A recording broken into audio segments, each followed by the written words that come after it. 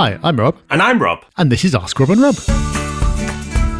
Hey everyone, welcome to Ask Rob and Rob, the show where you give us your wonderful questions and we try to give you half-decent answers back in return. We've been going for a long, long time now, so it seems to work as a concept, so let's keep that going. And to keep it going, we need your questions in. We do, and it's really not hard. All you have to do is go to propertyhub.net/ask. When you get there, you can send a written question to our Sunday Times column, or our favourite, you can leave us a voice message for us to answer here on this show. Okay, let's have our first question from Amy. Hi Rob and Rob, Amy here.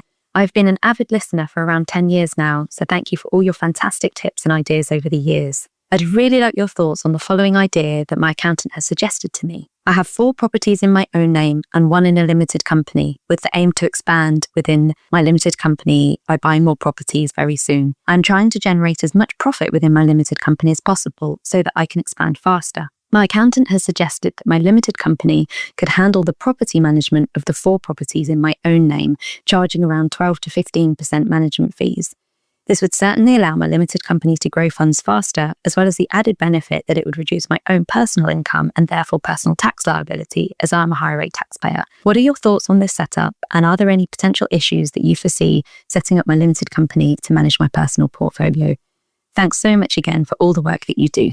Amy, thank you for your question. So the first thing to say is we are not tax advisors. So I would definitely take advice from a tax professional on this. And unfortunately, in the world of tax, there are surprisingly few hard and fast answers. There's a lot of grey areas and a lot of opinions. And so if you've got this idea from your accountant, but you're not sure, then you can go and get a second opinion from someone, because ultimately you need to be comfortable with this.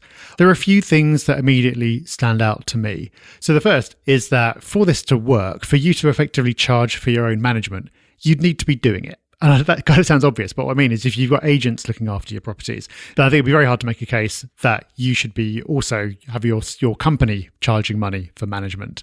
But maybe there's some arrangement where your company gets paid and then subcontracts it out. I don't know, but it all starts to seem a bit artificial. So I'd say self-managing is probably the first requirement for this. The other thing to think about, assuming you have mortgages, is that lenders generally don't like to see other activities going on through a company. They like the company to be like a really simple wrapper around your property or your properties. So they don't want a trading business going on in there as well. So you might find that you need to set up a sister company to conduct that activity through, which would come with its own set of costs. And the final consideration is that the rate would need to be competitive. So you can't go and charge 90% of the rent, because it's like, well, why would you hire your own company to do that when you could hire someone cheaper in the market? But you're talking about 12 to 15%, which depending on the area sounds about right.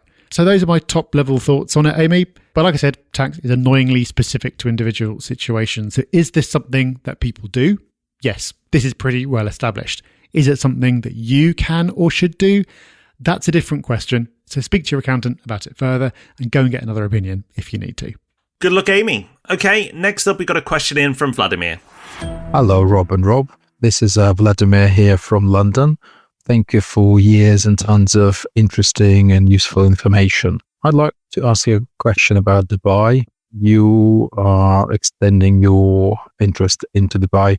Is that to buy properties for yourselves, for your clients, or any other ideas? As well as, would you be able to share any thoughts in terms of the buying process in Dubai, the buying costs of investment properties in Dubai? What strategies are best in your view, and what do you foresee for the market value of the properties for next, let's say, 3-5 years and potentially longer? Thank you very much. Keep up the good work.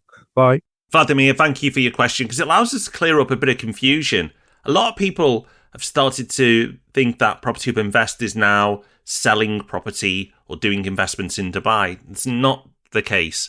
We are very much focused on the UK. The reason we went to Dubai is that quite a significant proportion of investors with Property Hub Invest actually come from overseas. And it's easy to understand why, because you are forced to be hands-off.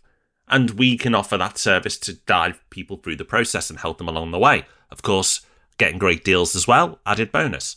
So we decided to make a bit of an effort and go and see some of these expats. And we went over to Dubai, we held an event, it was brilliant, it was great fun, and it was lovely to meet so many people out there.